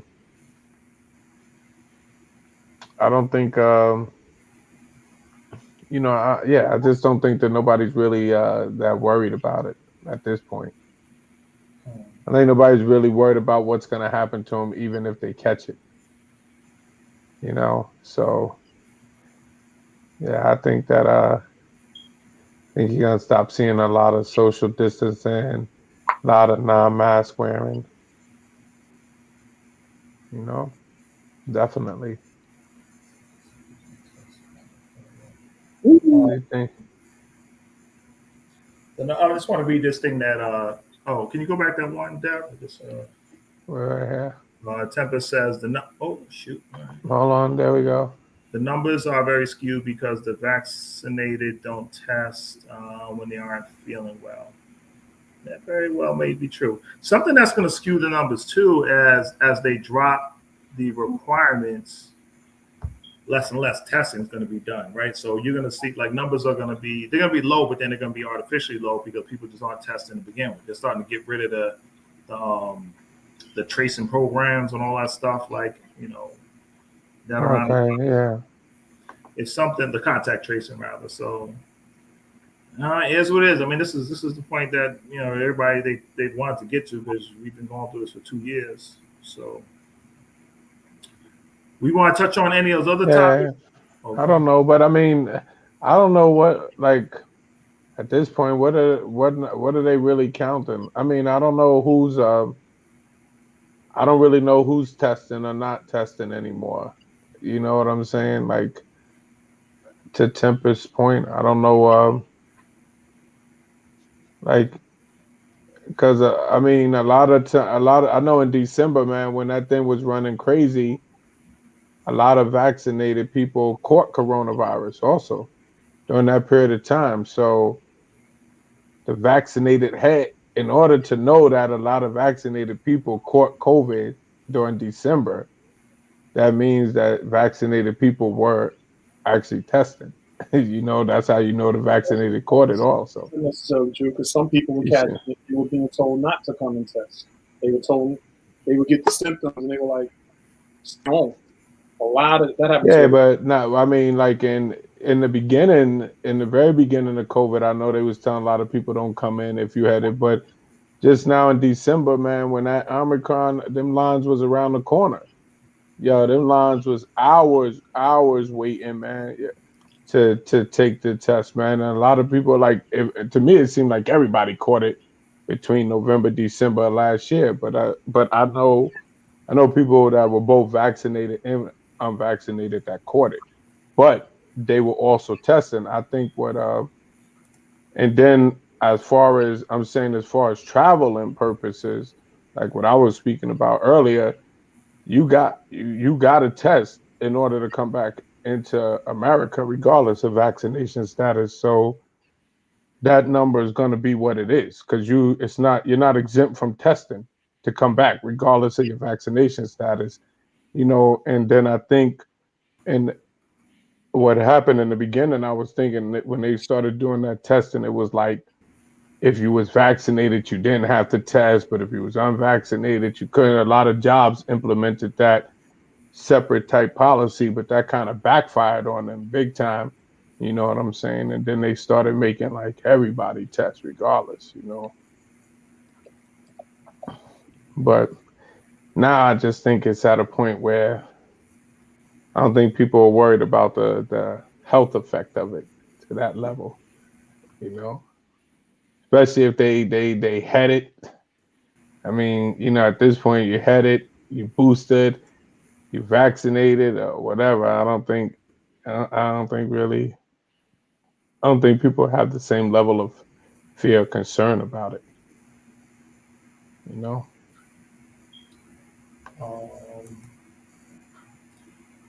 Y'all want to touch slightly on that Florida bill topic, or we want to jump to? Well, we do have a guest that's going to stop by tonight, hang out with us for a little bit. So if you wanted to talk on that, we can, but we might need to invite our guest on to come hang out for a little bit. Oh, let's double check if she's here. There she goes. Okay. Welcome in. Hi. All right, so I think. Hello. I think they're ready to jump in. What's going on? I'm good. I'm just exhausted. I've had a long day. Oh, wait a minute, like Charles, we need a lighting situation on you. You can't see me? I can see myself perfectly. Don't be fighting with me now about it. I'm just okay. Is it dark? I can see myself. It's fine. It's great. You're always complaining about something. Jeez. You're not quite Charles standard. That's a little bit better. There you go. Yeah. I didn't do anything though. I'm just sitting here with my hand on my head. I didn't do anything. Wait, I can think It's not me. I'm just sitting here. It's the background lighting from the TV. No, that's what I was going to say. It's your TV. Yeah. Okay, not just me. There's a second person that said it's a little dark. It's a little dark, There it is. All right, so I see it is what it is. It's going to be what it is. All right, so let me bring up this other hot topic. Introduce our friend, Mike. Damn. Okay. My bad. I don't need any introduction. Introduction, long-time dear friend and host of her very own. Damn, what's the name of it? Help me out with the Which name. I haven't hosted in a while, so it doesn't even make sense. Huh? What is it, Dev? The Doers? Is that what we call ourselves? Doers. Very own financial expert. See, look, that's super bright. Oh my super God. bright. If you're on the other side of the room, that'll be good. Jesus. Well, financial expert. Matter of fact, maybe we'll have Fuchsia brings also does community. Well, she teaches as well. She's a financial expert in her own realm. And she also does community education on financial literacy. Is that fair to say? Yep. I'm actually doing my second year at Herald Square this summer again. I did it last summer. Well, so maybe we'll just throw that out. So in the summertime, she actually does something. And are we okay to say who that's in conjunction with? Yeah, I don't care. Herald Square and Macy's, Herald Square, and Mercy.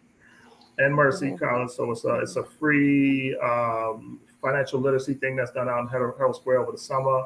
And we'll shoot a message out there to let everyone know when and where it is, rather. And also, if you can join her calls once the calls start happening again. It was supposed to happen tonight, but I was like, I was tired. All right, so Fuchsia, we got a tough topic here. We might have to stay on this topic short. It all depends on. It's all up to y'all. I brought it up just because I happened to hear it, but it's touchy. All right, let me just get into it. Right, just get into it. In Florida recently passed a bill that I don't actually have the bill, the formal name, but it's been dubbed "Don't Say Gay Bill." Oh, I just saw that just now, a few seconds ago. Right. So what this bill does, and it says that Governor DeSantis passed it. Now, what this relates to is that in Florida, a lot of parents and people in the community were not cool with the fact that the schools were bringing into the classroom and teaching kids about the fluidity of gender and sex and things like that at a younger age. So the rule of the bill was to ban the teaching of that from kindergarten to third grade, I believe it is. And so I believe that bill has been passed already. But there are a lot of people who are up in arms about it before because they're so frustrated from that happening. And then there are people that are completely against this bill because they believe you should be able to teach this to kids at any age. So parents are like, I don't want you throwing that toward my kids, putting that in my kids' head. They're too young to deal with this. Take it away. Who wants to go first? What's your opinion on that? My personal opinion on that, and this is just this is not towards anyone, but I would want to protect my kids, and I want to be cautious of their air gate. And yeah, so personally, I would want to protect them from certain things. So yeah. So you think that's something that's better? Well, it's not, the place is not to teach. All right. So here's a question though. So they placed the bill from kindergarten to third grade. So that still makes it okay to teach it from fourth and beyond. I wouldn't be okay with it at any level, but that's just me. I got to homeschool my kids, I guess. All right. So the tough topic, this is so this is a tough topic. What do you mean by teaching them though? What are they exactly teaching them? Well, just like, okay, so when if anyone has any input on this online, you guys can throw this in as well. Throw in what your input is. But just in the same way that, like, say nowadays, whether it's in elementary school, middle school, or high school, you have the issue with pronouns, right? So there are people who want to be addressed as he, him, his, her, them. So you have to explain all of that stuff, right? So kids at early ages are being asked how do they identify themselves and things like that. So that brings up the discussion of, you may look like a boy, but you may consider yourself you may look like I don't even know how to say it, a gender. What's the terminology, guys? Non-conforming. At birth, born with a gender, whatever, male or female, and identify as something else, and vice versa. So that whole or they consider themselves non-binary or non-conforming, right? So that whole conversation is happening here. Yeah. So what age is okay to have that discussion in school, right? School's there to learn and teach, right? So what age do you have that conversation? Do you not have that conversation? Is it not something that should be discussed in the classroom? If it should be discussed in the classroom, then where should we discuss that? Right? I don't remember. I mean, yeah, they spend a lot of time in the classroom, right? 6th grade. Not when I was in school, but I mean, I'm old now. I'm a dinosaur to most of these people. I'm curious about. I just want to put this one comment. Steve, if you can explain that a little better, unless you guys understand what he meant better. Why bother in singling it out? Fluidity can breed fluidity later and less hate. I don't know if I understand that. Do you guys understand that better than me? Why bother singling it out? Fluidity early can breed fluidity later and less hate. I mean, I think I do agree. Like, why is it such a call out, like, on teaching that? Like, if a person is identifying as whatever, I don't care. I don't need to know about it. I'm I'm not out here telling you that, oh, by the way, I'm fuchsia, I'm heterosexual, I like men, or you know what I mean? So I don't feel like it should be such a thing that is it's highlighted in a sense, and I don't see it. I feel like a person should be whoever they are or want to be, but I don't think that it's necessary, in my opinion anyway. I don't think it's necessary for it to become like such a subject matter. Just live your life, whatever that is for you, you know what I mean? But I don't think we need to have a topic on it. I mean, I don't know that there needs to be a topic on heterosexuals either. You know what I mean? You are just who you are, like whatever that is. And like personally, I wouldn't want my kids to be confused about this whole fluidity, especially if it's not something that they're learning at home and now they're learning it at school. They're gonna come ask me, Mom, what's that? I don't know. What is it? You know? I just think it's too much for them at that age. And I think when they start getting older and they could form their own opinions and their own thoughts and stuff on things, and that's different. But at that young age, it's so formative at that age. It's just, I don't know. I think the kids are too oversaturated as it is with just everything is stimulating them just in general. So just to add a whole nother layer to things, I don't know. But what about if like it's like a question? So now, but in that situation you have where it's like, okay, you can't teach about it, right? And that's what I was saying, like how we define and teaching about it. So how do you, what is this like? Okay, you're teaching the classroom, but there's a student in second grade that's identifying this way, with non-binary or different pronouns or whatever, and there's other second graders in that class that are asking questions like, boom, how do you teach to be tolerant of that without also teaching the difference that's there? You know what I'm saying? How does that dilemma work for the school system and the teacher? The only thing I could do with that question is to follow it up with a question. Where would a second grader learn that they don't want to identify as whatever? Where they learn that? I'm not sure. I mean, they may come from a household that's like that.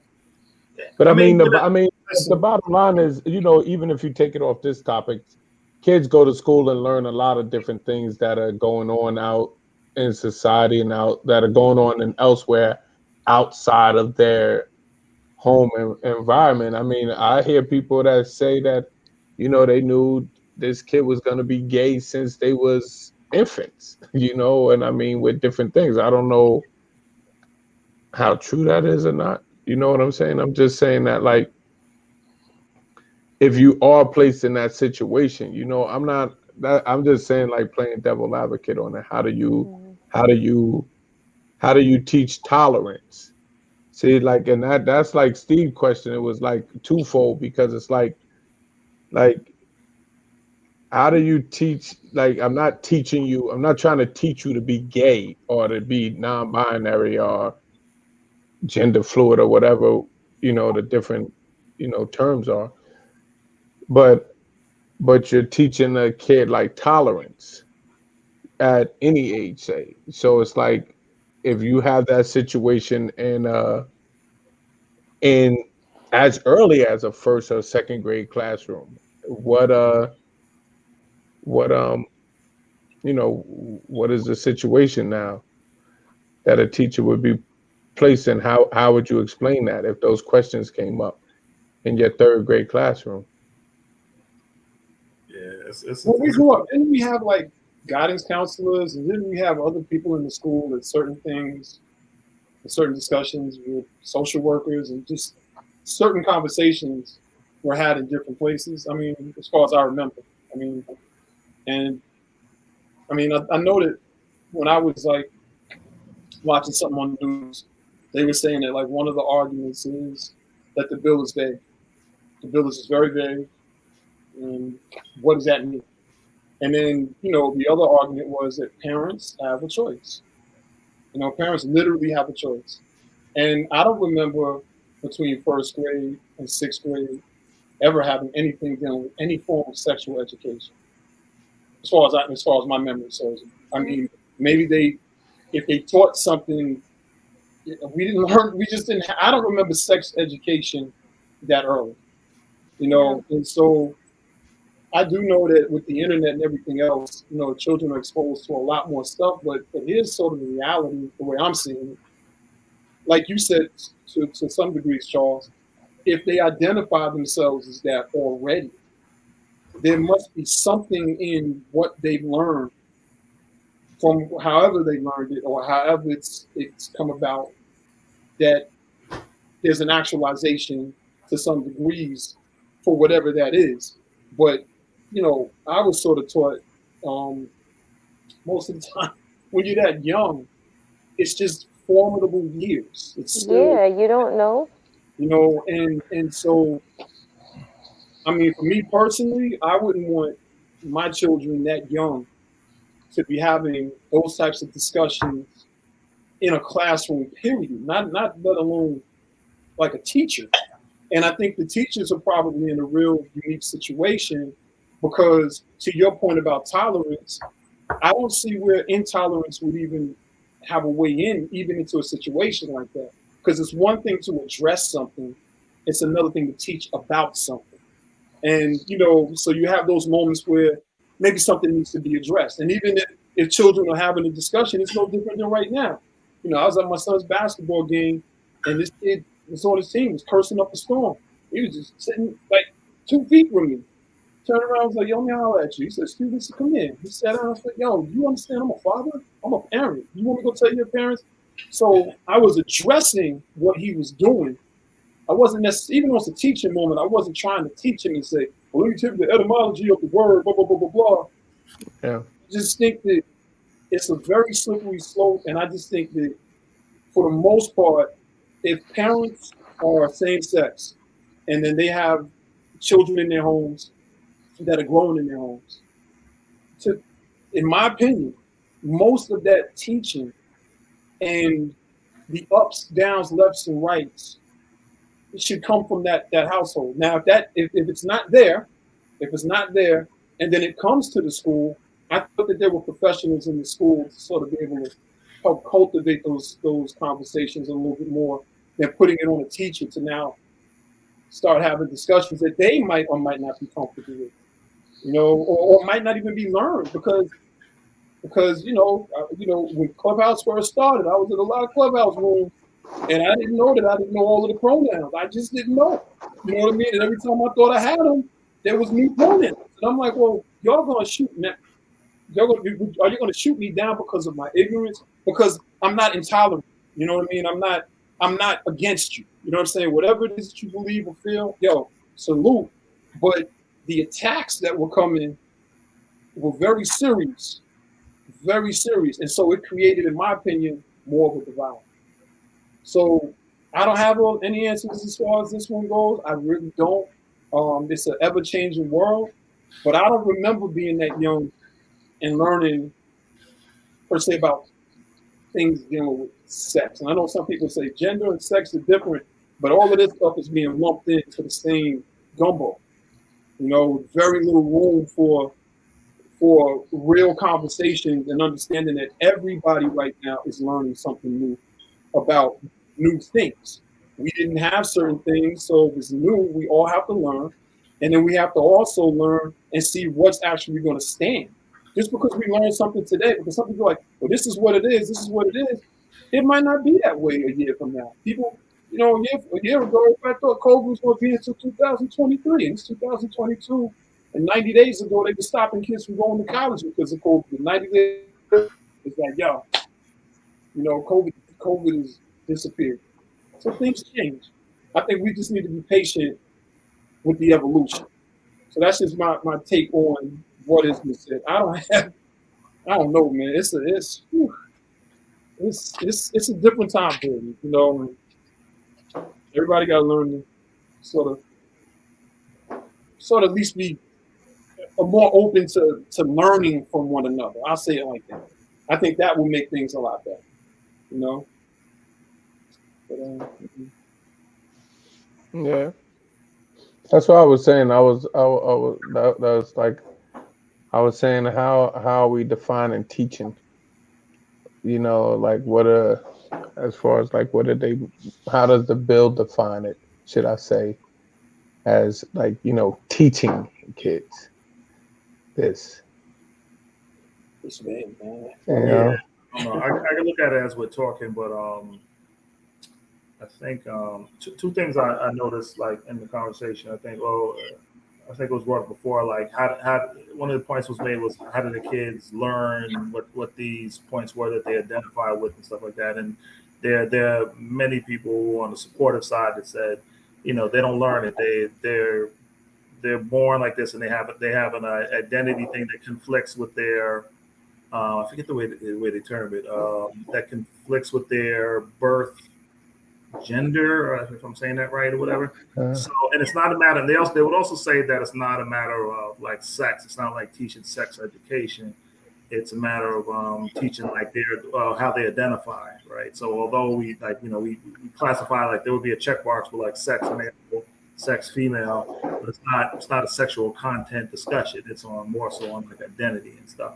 And like Charles said, the tolerance of that people. So you'll go in somewhere. There's a classroom, although they've outruled it or outlawed it teaching it in kindergarten through third grade. But you're going to go somewhere in the U.S. in some second grade or third grade, whatever. There's going to be some kid that identifies as something other than what's on his birth certificate. So it's like, all right, where do you start that conversation? Because like Charles mentioned, you're going to be in a class. You're going to have kids who maybe make fun of or do something or identify something that's different.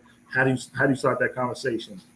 Does everyone ignore it and say, yo, just deal with it independently at home, or maybe address, but just at this point, because like you said, they don't have any set. They don't have any set ways of dealing with it. So it's tricky, man. It's tricky. Everybody's learning. Yeah, definitely. It's tricky, man. The world is a different. Yo, this man. I wonder what the change in the world is gonna be the next few years, man. The next couple of years. I wonder what's gonna be significantly different, man.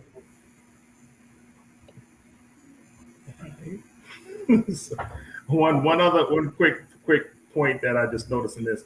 So it said under this legislation, this the lessons on this gender identity and things may not be taught in kindergarten through third grade in a manner that's not age appropriate or developmentally appropriate for students in accordance with state standards. The bill would actually allow parents to sue schools or teachers that engage in these topics. So yeah, that's what's happening in Florida, and I'm sure if it's happening in Florida, it's going to happen, in other states as well. So,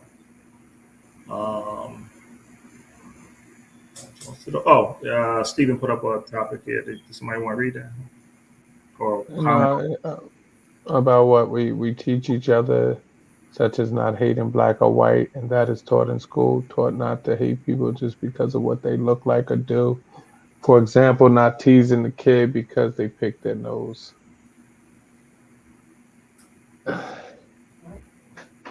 Yeah, that's what I was saying though. That was my whole point. Like, how do if it's becoming like I don't know what's the bullying situation. I don't know like what does bullying status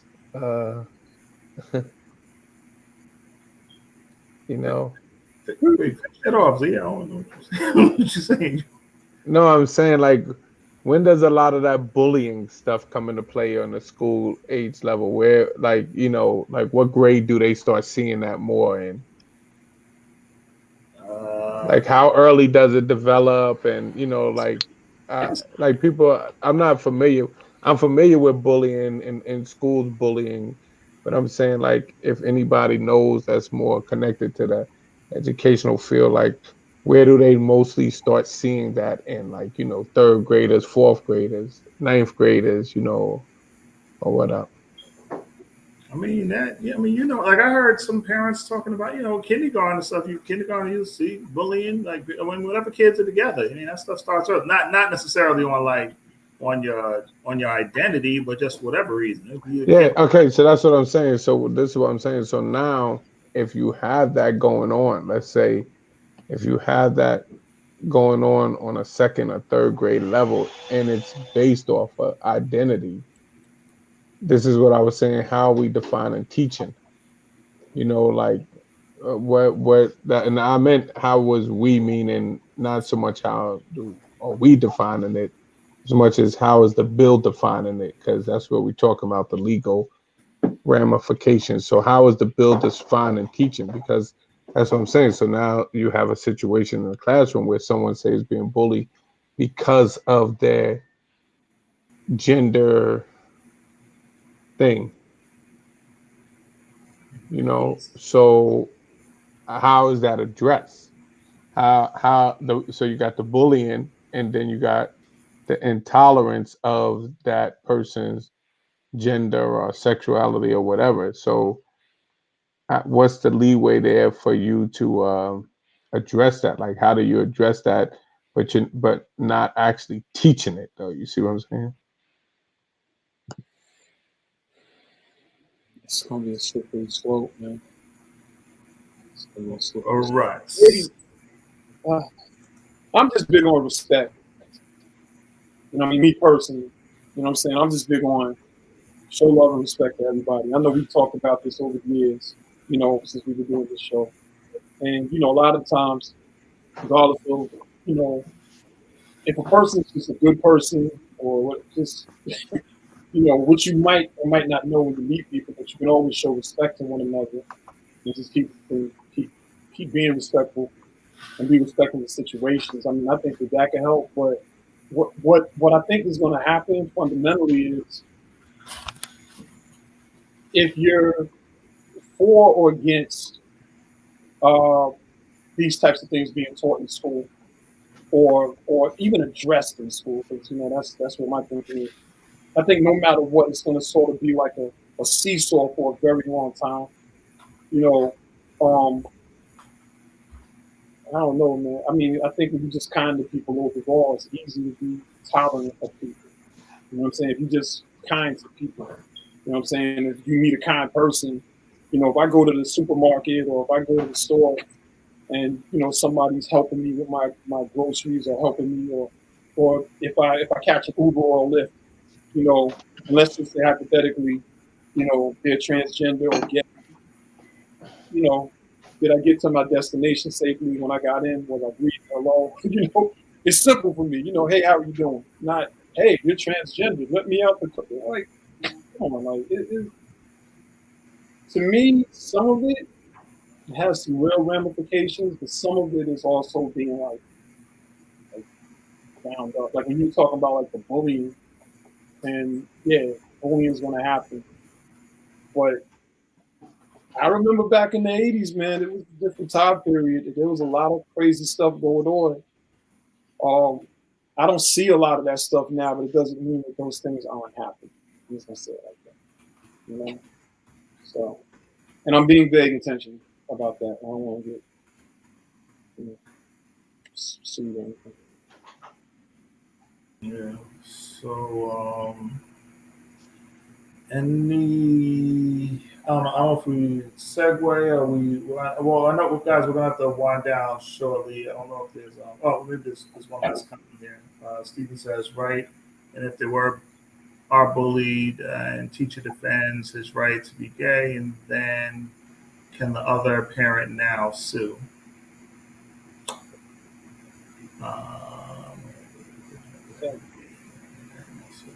If he's referring to the bill itself, I don't think the bill takes that in consideration. The bill just disallows. Takes what into consideration? Well, I think it's I don't know if Stephen's saying it to something that Dev just said, or if he's saying to the earlier comment just on what the bill covers. If that's right, if the bill, right, if they are bullied and teacher defends his right to be gay, and can the other parent now sue? Oh, I think maybe I understand this a little better. I'm sure the parent could just sue over bullying itself if that was, what they wanted to do. But then the whole issue with teaching it in the school would still be not legal, and they could sue just, and the other parent could sue just as well. So it'll just be a bunch of legal action taking place, I guess. So I know we're in our wind down time. Is there something that you guys want to, another topic that you guys want to throw out there? Or? I'm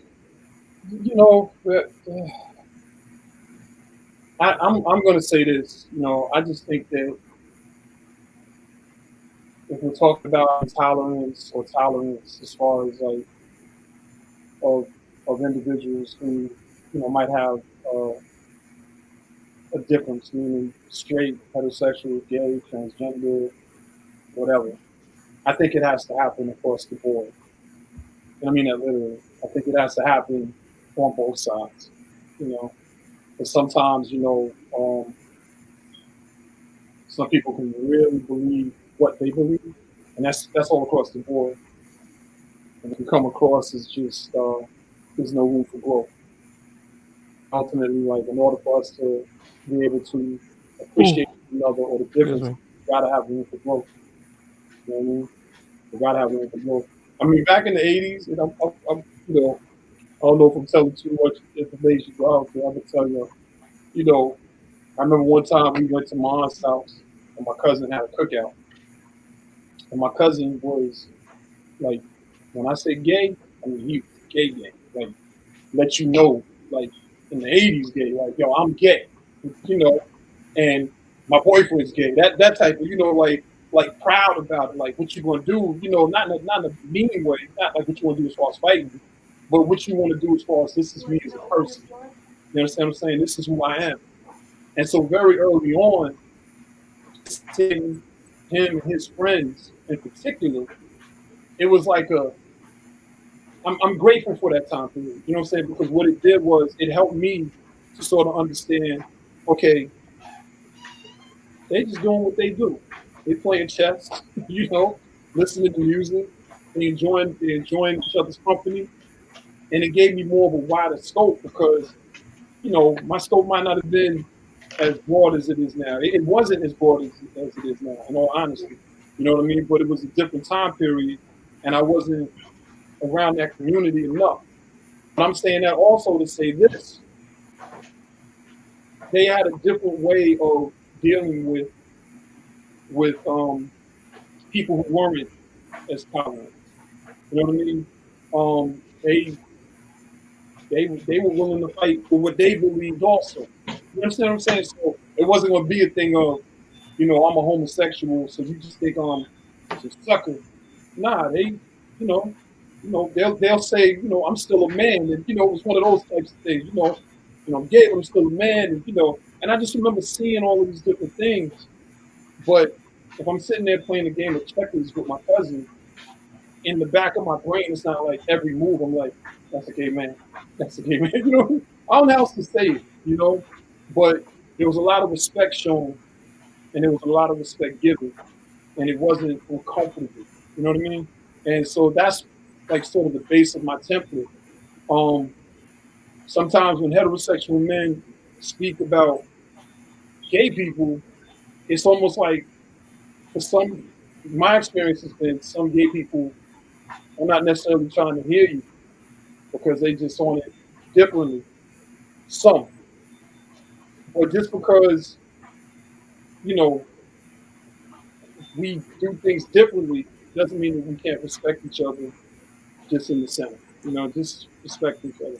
So I don't really like talking about this stuff there because no matter what you say, you're going to have somebody to agree and somebody who's going to want to chop your head off. I mean, it's just that simple. No matter what you say. And that, so for me, and I'm going to say this one last time to be repetitive, to show that love and respect that you want other people to show you. And in that way, if it becomes a situation where it's just a negative person, then that's different. But to show love and respect, I think that's the best way to do it. You know?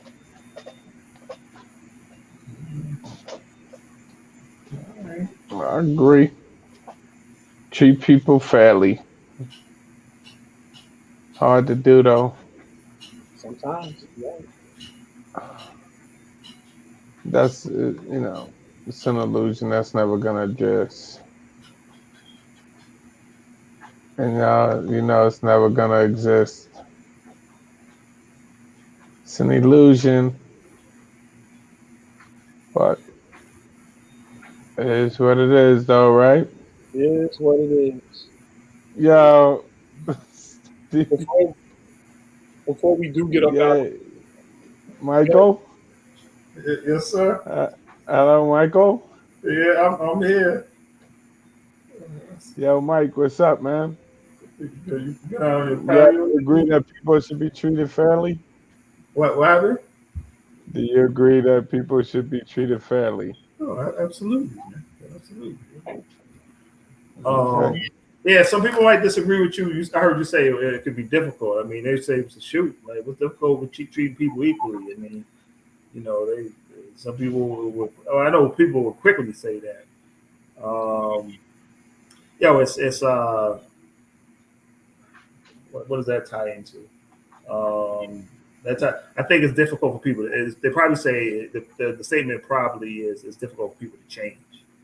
Right? It's not. It should be easy to treat everyone equal, but it's difficult for people to change. Excuse me. That's what it takes to do that. Yeah. That's my last word. Yo, we're on the pursuit of happiness, kid. That's all that matters. Oh shoot. So I'll put it on you guys, man. Yeah. Mike is crazy, man. You know that, right? I don't know nothing, man. Yo, Mike is. Mike called earlier. I heard him earlier. I'm gonna call him after this. We'll talk. Yo, Mike. Speak on it. Everything all good over there, right? Yeah, we chilling, man. That's a wonderful. Yeah. The pursuit of happiness, kid. That's all that matters. Yes indeed. Before we get out of here, y'all, today is the anniversary of Biggie's death. Biggie Smalls. Yeah. Biggie Smalls is the illest. There's a lot of posts going up today about him. It's crazy how much time has went by, right? I think it's 25 years. Probably longer than that, right? It said 30. No, that got to be pushing close to 1997. 1997. So what's that? 25 years? 25. Right? Nah. Yeah. 2007, 2017. Yeah, that's crazy. Yeah. 20. But Joe, that doesn't even seem like that much time went by that fast, right? 25 years has went by like that. That's why the pursuit of happiness is important, because you never know how many days you got left. You know? He's back on it again, man. That's how, I look at it like that, man. I mean, that's one of the things, like, my goal, not goal, but I always look at it like, well, I don't sit here and like worry about dying. I'm not worrying about dying, right?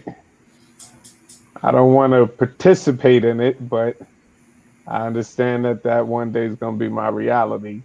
But I always, like, that's how I just look at it, man. Like, yo, we ain't the young generation no more, kid, and you just never know. Just never know, man. You know what I'm saying? Like, honestly, man.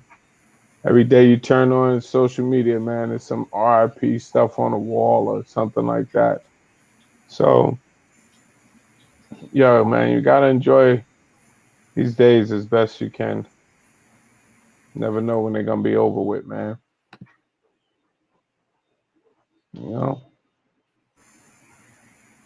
That's my advice.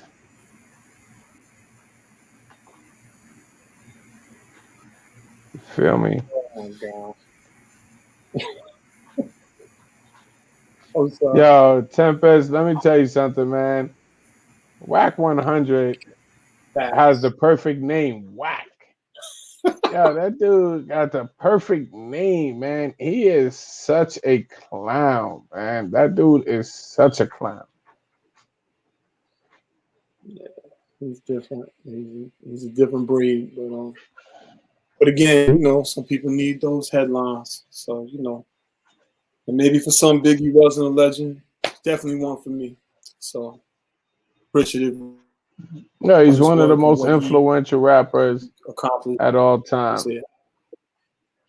Yeah, I don't like Whack 100 at all. Every time I come across an interview of him talking, first I don't even like to see grown Chalk. dudes talking like that. I don't like to see grown dudes Right. talking like gang stuff and all of this. I understand that it exists. But yeah, I don't even like the way he speaks and talks and everything. And I'm like, especially you're a grown man, like. But yeah, every time I see one of his videos, man, I just be like, I can't even listen to this dude no more. You know who was turning me off too, man? Who I listen to him sometime, Wallow and Gilly. You listen to Wallow and Gilly? Yeah, sometimes Gilly be I mean, yeah, he's funny. yeah. He's funny. Yeah, I like Wallow. Sometimes Gilly though make me be like, oh goodness. Yeah. Yeah, but you all can Google who these people are, but they definitely they have podcasts, and some of them use other podcasts like what Whack does to convey information from a newly hip hop perspective, even though Gilly's been around for a while.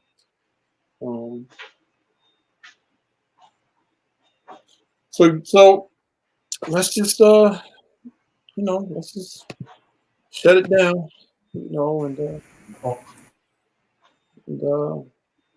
yeah, let's just shut it down, guys. We had a good conversation tonight. All right, fellas. Well, Format, that was a classic old school format. We just chopped it up. yep. All right. Everybody, yo. Oh, yes, shout out everybody real quick. Somebody do that? Yeah. Comment section. Okay. Steve, Paul, Memphis, I do it. Janine, Kathy, let's see who else? Tracy, Niger, let's see. I said Tracy already. Rob and Paul, Cass, Asa. You all, thank you for chiming in. And even if you didn't write on the wall, Black Wisdom, thank you for hanging out with us. Big Cuz Paul, it keeps me cursing a lot on this show. Perry, from Straight to Tape, I want to shout out their podcast, Straight to Tape. Go get a chance, check them out. They're on Tuesday nights, if I'm not mistaken. Raul was up in here, Christian. Yeah, quite a few people chime in. John, Champion, Rob Jackson, I think I said that, Marlon, Tempest, Melanie, Craig. Yeah, so that's pretty much it. Can't leave it to the next. No, we out. We out because text us a update. Yeah, what the Knicks looking like? I didn't mess with that game tonight though. I got them last night. I won last night. But let me see.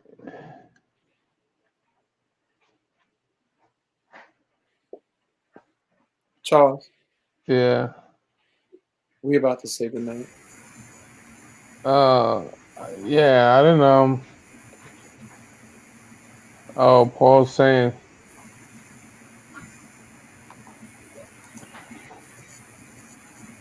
Oh, Knicks is up. It's still up. Mike, you okay? You went somewhere. Where Mike go? You Nah, Mike go? I'm here. Good night, Kathy. Let's take the emotional attachment out of both of them. Oh man, I went all the way back. Oh shoot. Yeah, wait a minute, man. So everybody saying deuces, good night, and everything else. So good night, fellas. We're about to play the little extra. It's not an intro anymore. So the exit. Charles, night. All right, fellas. Good night.